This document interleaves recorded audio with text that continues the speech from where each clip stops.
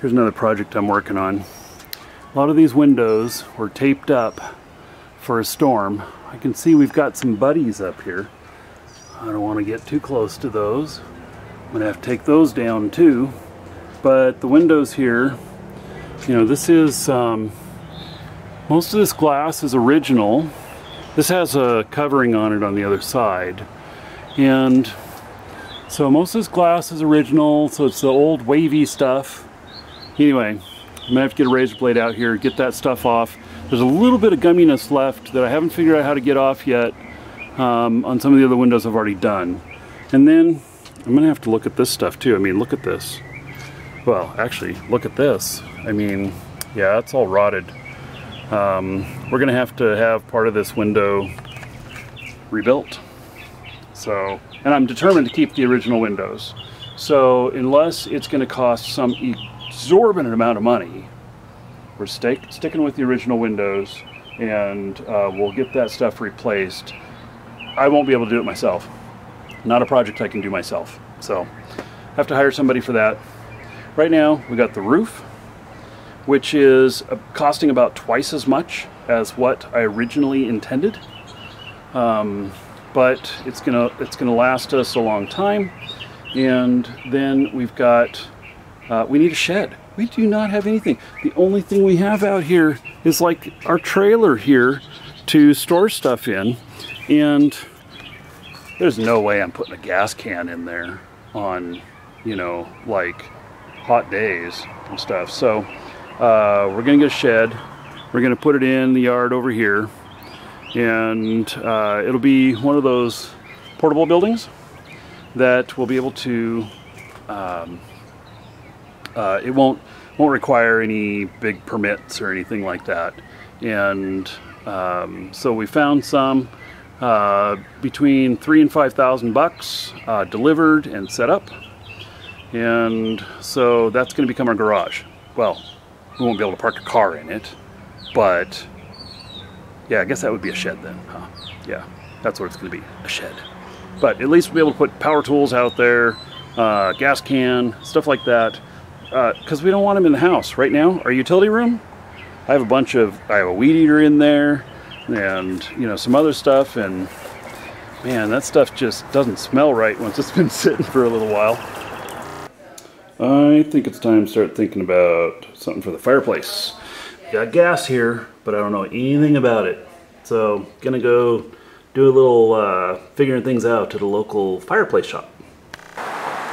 So we went out and looked at fireplaces. I was gonna show some video in the fireplace shop, but I didn't feel too comfortable with it. The guy didn't seem, it was just a little mom and pop shop, and I just didn't get the feeling that he would want the attention. And it turns out that getting a fireplace is a lot more complicated than what I had thought, and a lot more expensive. So we'll come back to that. Now, today's project, which, you know, we got a lot of stuff going on, but the next one is this. So it's up touching against the house and everything. I think that I'm gonna cut a good distance off of this, a good amount off of this. It's some sort of, well, there's two types of bushes here. I actually don't know what, there's this right here, and then there's this right here. And I don't know what they are or whatnot, but I do know that it is, it's got to come down, and I want to do this before we get the new roof on, which we're just kind of in the queue waiting for them to be ready to do it. So probably about 3 weeks from the time recording this. Looking forward to it. I really want that new roof. We got a hurricane on the way, which could path up to us. The likelihood of it is not very high, and there's not been a hurricane here in over 100 years where I'm at. Not hurricane force winds, at least. Remnants of hurricanes have come over, but not hurricane force winds. So I'm not too worried about that, but I am worried about how much rain that that could be produced, and that is what's got me concerned. I've got 3 spots in the house where I have buckets, just waiting for a heavy rainstorm and the conditions to be just right for it to start dripping. Yeah. So anyway, let's get this thing done. Well, we're getting there. I got some branches though. I'm gonna have to go get a saw. My loppers won't do it. Oh my god, looks awful. I should have hired a professional. Alright, well, one bird nest bites the dust, but the rest of it here, all done. I got most everything picked up here. I'm gonna bring the blower out here and do this. Notice the paint in the road here. So I'll get to that later. It's exciting. Yes, it really is. So anyway, that produced trimming that down, which, you know, I did because we've got the roof coming in and everything, the new roof, and I figured it was the right time, even if it's not quite the right time to be trimming that, the right time of year, but it produced quite a bit of stuff there. And so we're in the city limits, which means that we get city trash, recycling, and yard debris disposal. So you're supposed to put it in bushels. Now, I don't know how big a bushel is, but I'm hoping they take those. And I made it into 4 separate piles so that what doesn't look quite so big as it could look, and so that if I'm exceeding how much they'll take in a particular time, then they'll leave a couple of piles left over. Simple as that. So back here, oh, there's Patches. He is neighborhood feral cat and very talkative. Lets me pet him just a little bit.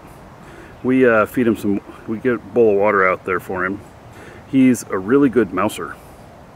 So anyway, keeping us mouse free.